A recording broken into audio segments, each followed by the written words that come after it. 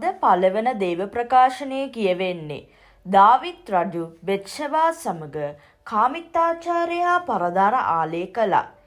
ඒ කියවෙන්නේ දසපනද තිබෙන පනත් දෙකක් කඩ කරනවා. මෙතරම් විශ්වාසය තියෙන දාවිත් දෙවියන්ට ඇයි මේ වගේ පාපයකට වැටෙන්නේ? ඒ කියන්නේ කොච්චර දෙවිදු ළඟ හිටියට අප සමහර වෙලාවට කියන්න බෑ අප යක්ෂ පරිශ්‍රාව කොහි මොහොතකට වැටෙයි කියලා දන්නේ නෑ. අපි එවිට අවදියෙන් සිටිය යුතුයි. කෙසේද? යාඥාවේ හා භාවනා කිරීම දේව වචනය. තව අපගේ වගකීම් පැහැර ඇරීම නම් පාපෙට වහල් වීමය.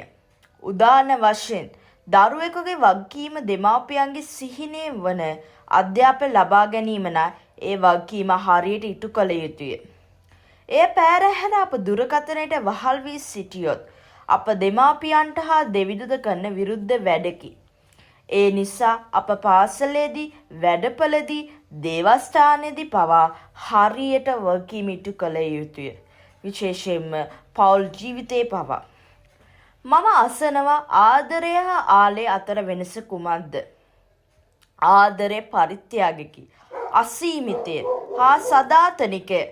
ආලය වන්නේ අවශ්‍ය වෙලාවට ආසාවට විතරක් කරන తాවකාලික එක්තරා ආදරයක්.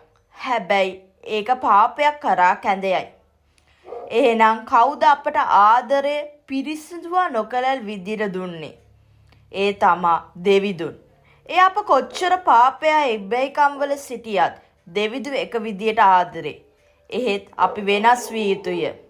නැත්නම් අපට දෙවිදුගේ ආදරය අත්විඳින්න බැහැ. අපත් අන් අයට ආදරය කළ යුතුය. ඔවුන්ගේ ජීවිතවලටය. බොරු කේලම් කියා ඔවුන්ගේ නාමය අගෞරව කිරීම ආදරය නොවේ. අප ඔවුන්ගේ නාමයට ගෞරවය කර ප්‍රශංසා කළ යුතුයි දෙවිදුවා අනික් අය ඉදිරියේ. අද සුද්ධෝ සුවිශේෂය කියනවා ජේසුතුමා උපමා මගින් කියනවා කෙසේ ස්වර්ගය ගැන. ඇයි උපමා මගින් කිව්වේ?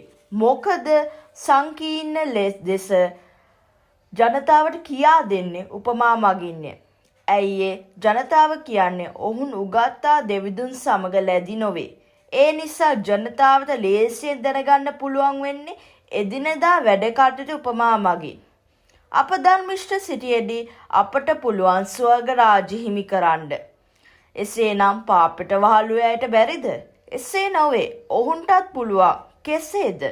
ඔවුන්ගේ පාපෙට හදවතින් මනස්ථාපය වෙන්න ඕන. එවිට අපට අබෑටේ තරම් දුර්වල සිටියත් දෙවිදු අපට ආදරේ. අපට සදාත ජීවිතය අරන් යයි. ඔබට ජේසු පිහිටයි.